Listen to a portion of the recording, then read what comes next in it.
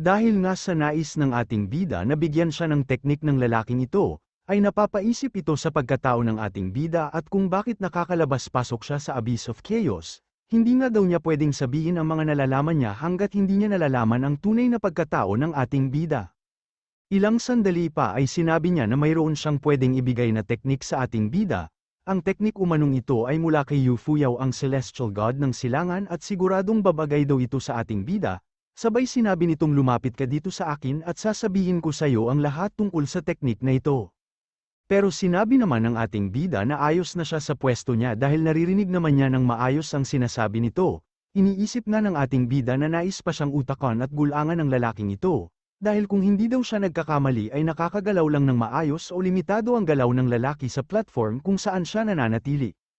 Sinabi naman ng lalaking ito na wala siyang mabibigay na teknik sa ating bida kung hindi ito lalapit sa kanya, at isang matigas na ulong nilalang na nga na naman daw ito kaya kailangan niyang gamitin ulit ang Lushu style.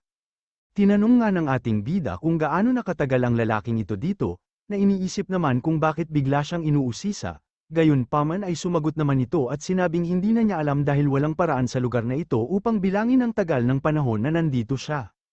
Ganun daw pala wika ng ating bida. Naupo nga ito at inalok ang lalaki ng pagkain kapalit ng impormasyon kung saan sasagutin niya ang mga katanungan ng ating bida.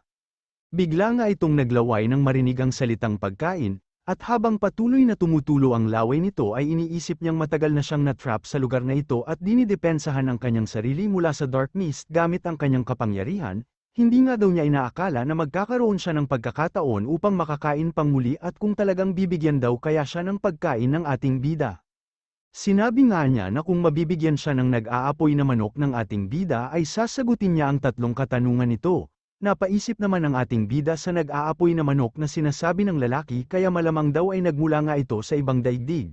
Pero dahil halata naman daw na nais na talagang makakain ng lalaki ay mas madali na ang lahat para sa ating bida. Tumayo nga ito at nagpaalam upang bumili ng manok. Sa pag-alis nga ng ating bida ay natahimik lang ito. Ilang sandali pa ay naamoy na nito ang daladala ng ating bida kaya naman muli na naman itong naglaway, at masyado ang tuwa nito habang tinatanong kung ano ang dalang pagkain ng ating bida dahil amoy pa lang nito ay para na siyang lumilipad. May bitbit ng manok ang ating bida, kaya naman minamadali na siya ng lalaki upang ibigay ito sa kanya at agad niya daw sasagutin ang mga katanungan ni Shu. Hindi ko nga alam kung luto na ba talaga ang mga daladala niyang manok at sinabi lang nito na sige kunin mo. Hinagis nga niya ang manok malapit sa platform kung saan ito nananatili pero hindi naman niya ito maabot. Inutusan nga niya ang ating bida upang ailapit pa ito sa kanya pero naglaho naman ito ng tignan niya. Habang palabas na nga ito ng perlas ay patuloy siyang hinahanap ng lalaki at sinasabing pagkain para sa mga kasagutan ko ang usapan, bakit ako biglang iniwan. Paglabas naman ng ating bida ay iniisip nito na kahit bigyan niya ng pagkain ang lalaki ay hindi din magsasabi o sisagat ng totoo ito sa kanyang mga katanungan, kaya mas mainam kung makaka-earn na lang siya ng negative emotion mula sa kanya. Ilang sandali pa nga ang nakalipas ay napansin nito na walang pumapasok na negative points sa kanyang system. Iniisip nga nito kung bakit hindi nagbibigay ng negative points si Mingyu Eyo o di daw kaya may problema sa system niya. Kaya naman kailangan niya daw bumalik sa loob upang alamin kung ano ang nangyayari.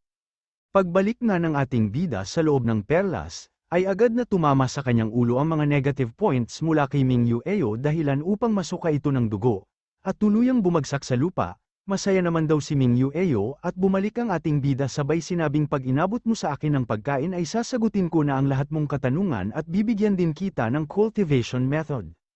Pero dahil sa mga pumasok na negative emotion ay iniisip ng ating bida na hindi niya ito dapat pagkatiwalaan, malamang nga daw na system delay ang nangyari dahil matapos siyang pumasok sa mundong ito ay agad na pumasok at tumama sa kanya ang negative points, kaya naman mabilis din itong umalis at iniwan ang lalaking ito.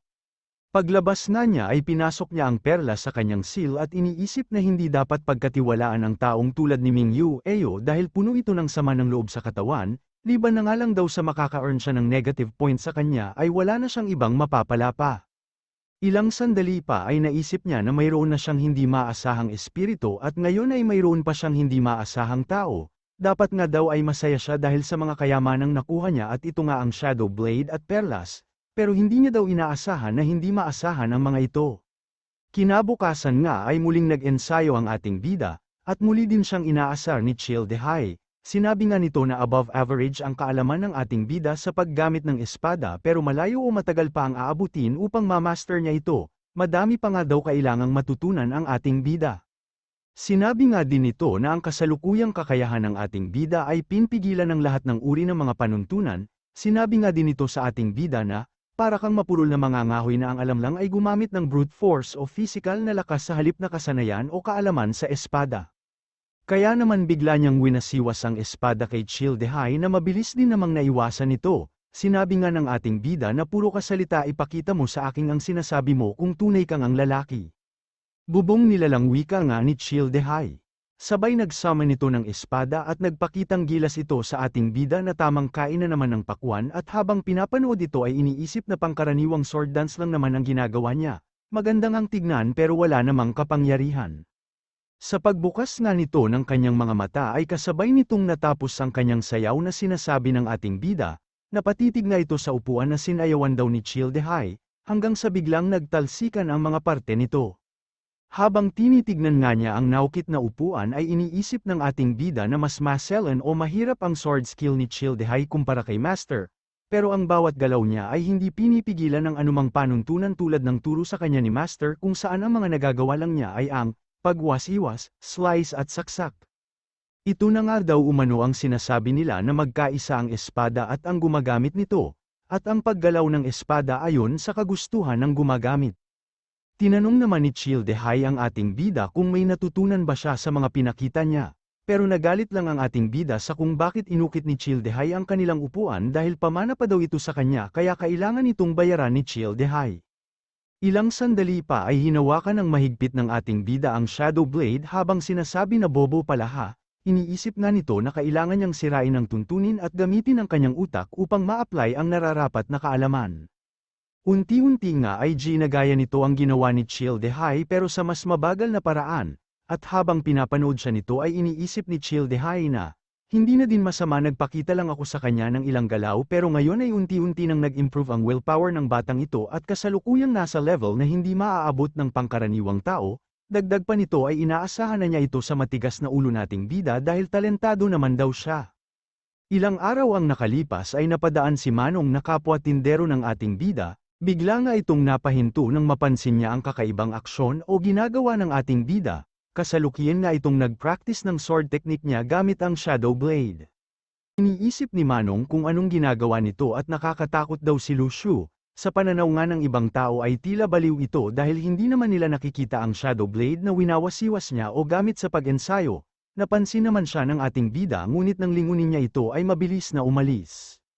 Ilang sandali pa ay iniisip ng ating bida na hindi man pantay ang tingin nila sa isa't isa ni Childehay, pero isa daw talaga siyang swordmaster, matapos nga daw siyang maghinay-hinay habang nag-focus o iniisip ang tungkol sa willpower at sword technique nitong mga nakaraang araw ay malaki ang improvement ng kaalaman niya sa espada.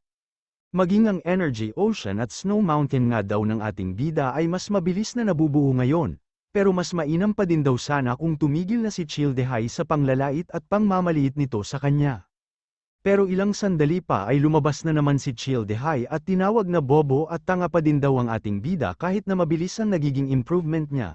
Sumakit nga ang ulo niya sa mga sinabi ni Childehay at eto na naman daw sila umpisa na naman sa patigasan ng ulo at away nila.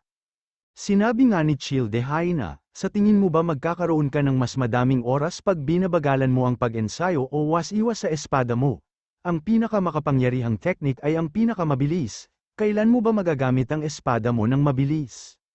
Sinabi naman ng nagwawala nating bida na halos lamunin na si Childehay na, alam ko kailangan kong bumili sa paggamit ng espada pero bigyan mo naman ako ng oras upang mag-ensayo at makabisado ang teknik. Kahit na sino ay kailangan itong gawin ng dahan-dahan para mas makasigurado, hindi naman ako magiging pinakamalakas na swordsman agad sa mundong ito dahil lang sa naunawaan ko na ang sekreto sa paggamit ng espada. Bobo ka talaga wika na naman ito at lahat nga daw ng tao ay laging sinasabi na mas mabagal ay mas sigurado, pero hindi naman ito alam kung buhay pa din ba siya bukas. Kaya naman biglang may naisip na itanong ang ating bida kay Childehay. Pakiramdam niya daw kasi ay isang malakas at makapangyarihan at kilalang tao itong si Childehay bago siya mamatay, pero paano daw ito naging espiritu na lang na nabubuhay sa Shadow Blade? Pansin nga daw ng ating bida ang pagpapahalaga nito sa Shadow Blade, Kaya malamang sa hindi sa pilitan o hindi pilit na inilagay ang espiritu niya sa espadang ito. Nagalit naman si Childehay sa tanong ng ating bida, sinabi nga nito na wag mo nang uulitin ang tanong mong yan, may limitasyon din ng pasensya ko. Ikaw ang bagong master ng Shadow Blade pero hindi ibig sabihin nito ay hindi kita pwedeng saktan. Mukhang nadaan sa takutan at gulat ang ating bida dahil hindi niya inaasahan na magagalit ito sa kanyang tanong kaya naman napasagot ito ng magalang at punong-puno ng respeto na opo. Hindi na nga nakakibo ang ating bida habang iniisip na may ganitong side at trump card pa pala itong si Childehay. Hanggang sa ilang sandali ay napapaisip ito sa ginagawa ni Childehay. Inayos nga niya ang lahat ng bin sa basket, kaya naman tinatanong ng ating bida kung may out of character disorder ba ito, yan na daw talaga ang iisipin ng mga babaong nilalang wika ni Childehay. Pero para sa akin ay nais ko lang maging masinop at simple ang mga bagay sa mundo na hindi kayang unawain ng tanga mong utak. Napasagot na nga lang ulit ng opo itong ating bida habang tinuturo ang kanyang sarili dahil sa nasabihan na naman siya ng bobo at tanga. Ilang sandali pa ay tinanong nito kung alam ba niya, at tinanong naman siya ni Childehay kung ano ang tinutukoy ng ating bida, pero bigla itong umalis, at habang ngiting gago na naman ito ay napapatanong si Childehay sa kung ano ang nais nito sabihin. Kumuha nga siya ng pagkain habang si Childehay naman ay nakasunod pa din sa kanya at sinabing wag mong pinuputol na lang agad ang usapan ng ganun-ganun na lang, tapusin mo muna ang sinasabi mo. Pagbukas nga ng pintuan ng ating bida ay pinapatigil ito ni Childehay, pero sinabi naman niya na maliligo muna siya at wala naman siyang pakialam kung susunod o sasama ito sa loob ng banyo. Punyetang bata ka, wika nga ni Childehay, pero pinagsaraduhan lang siya ng pinto ng ating bida. Nakahanap na nga daw siya ng paraan kung paano aasarin si Childehay. Ilang sandali pa matapos maligo ang ating bida, ay bigla siyang nagulat. Hinawakan nga siya sa paa ng Childehay na hinihintay pa ding tapusin ng ating bida ang nais niyang sabihin, mukha na nga itong multo habang tinatanong ang ating bida kung ano ba talaga ang dapat niyang sasabihin. Kaya naman muli ay sinabi niyang, alam mo ba, sa kabila ng bundok at karagatan ay may grupo na. Pero teka lang daw ulit at kailangan niyang tawagan ng kanyang pamilya at mamaya na nila itutuloy ang pag-uusap nila kaya umay itong si Childehay habang nakahawak pa din sa kanyang paa at nagbigay ng negative points. Habang naglalakad nga ang ating bida ay patuloy pa din itong nakakapit sa kanya at tinatanong kung anong grupo ang mayroon sa kabila ng bundok at karagatan. Nang makawala nga ang ating bida ay sinabi ni Childehay na punyeta ka talagang bata ka, ba't di mo tapusin ang sinasabi mo? Pero muli lang siyang pinagsaraduhan ng pinto at tinatawanan pa. Masyado nga ang galit nitong si Childehay kaya naman bukas daw ay babawian niya ang ating bida, habang ang bida naman natin ay maiyak-iyak sa tuwa dahil mahabang panahon na siyang pinapahirapan ni Childehay pero ngayon ay nakahanap na siya ng paraan upang mabawian ito at asarin. Ilang sandali pa ay tinawagan naman niya si Xiaoyu upang kamustahin ito dahil pababa ng pababa ang pumapasok na negative point sa kanya mula kay Xiaoyu.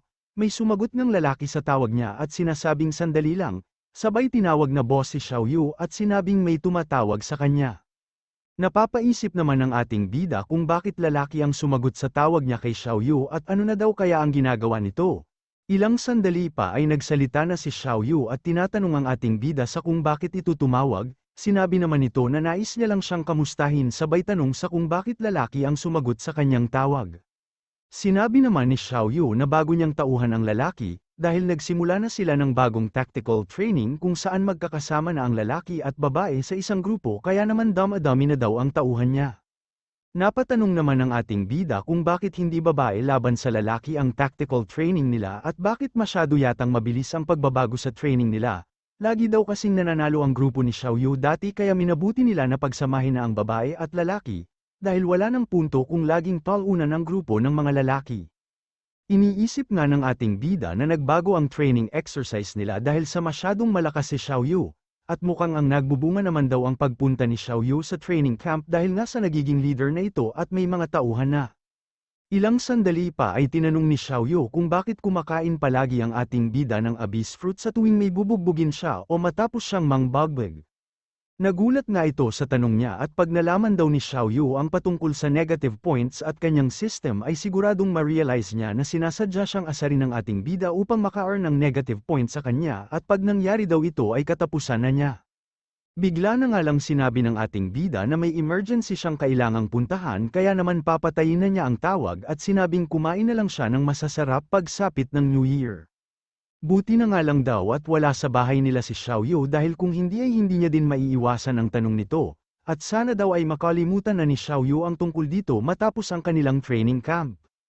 Samantala muli namang lumabas si Chill Dehai mula sa Shadow Blade, pero iniisip ng ating bida na hindi siya natatakot sa kanya at kung ilang negative points na daw kaya ang na-earn niya mula dito, pero nang tignan niya ang kanyang system ay nagulat ito dahil walang pumasok na negative points mula kay Chill Dehai.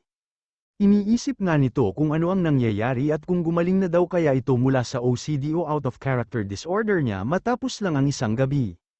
Bigla namang sinabi ni Chill Dehai na sa lahat ng tao na nakasalamuha at nakita niya ay tanggap niyang ang ating bida ang may disenteng talento, ngunit ang kasalukuyang antas niya ay average o masyado pang mababa.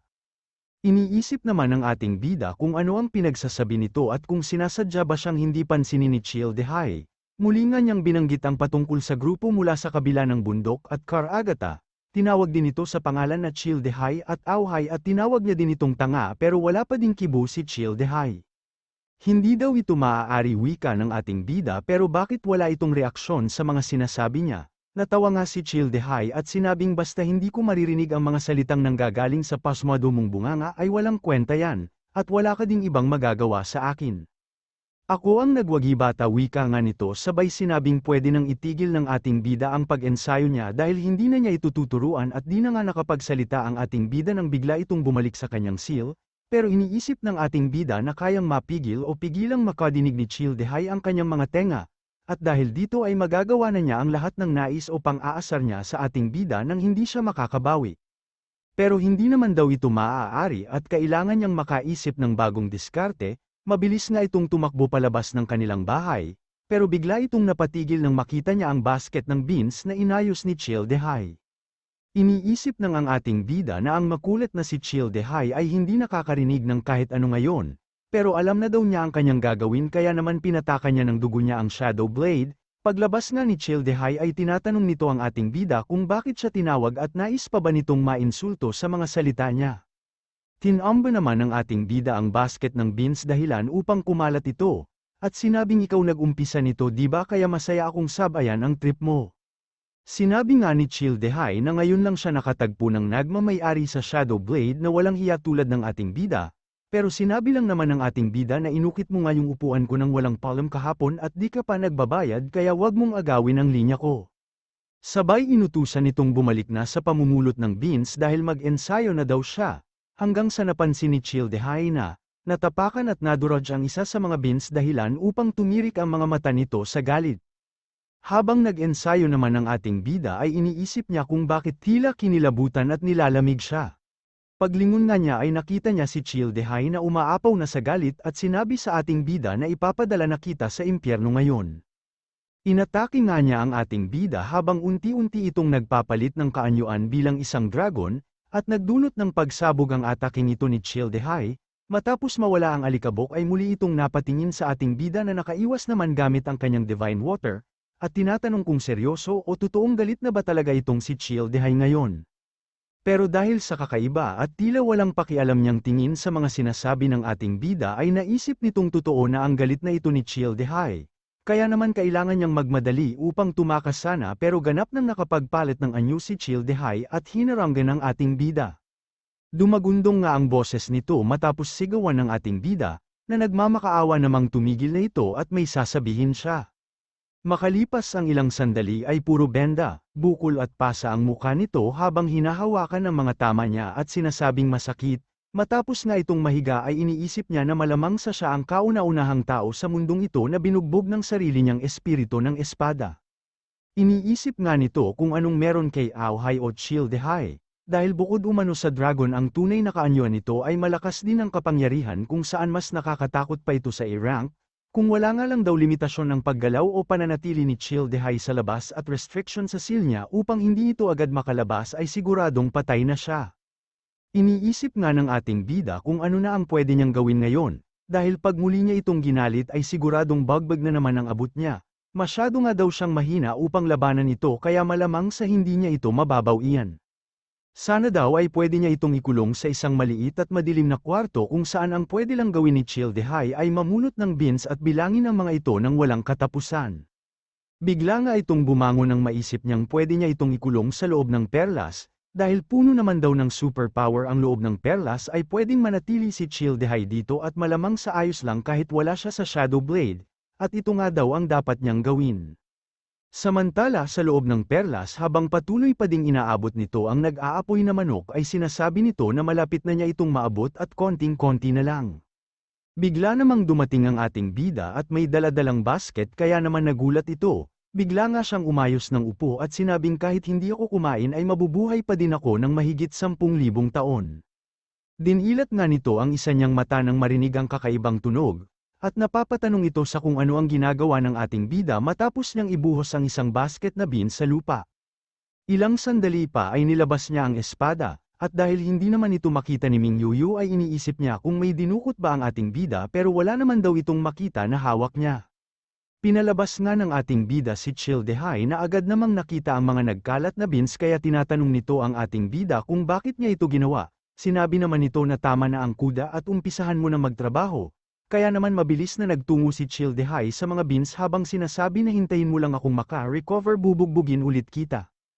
Habang pinupulot nga nito ang mga beans ay agad namang naglaho ang ating bida, at habang pinapanood nga niya ang mga ito sa loob ng perlas ay masyado ang tuwa ng ating bida dahil tinalo niya daw ito ngayon, inalis naman niya ang kanyang mga benda habang iniisip na, gusto akong guluhin ni Tingha, oras na para magtungo ng capital at nang malaman kung ano pa ang iba mong pamamaraan.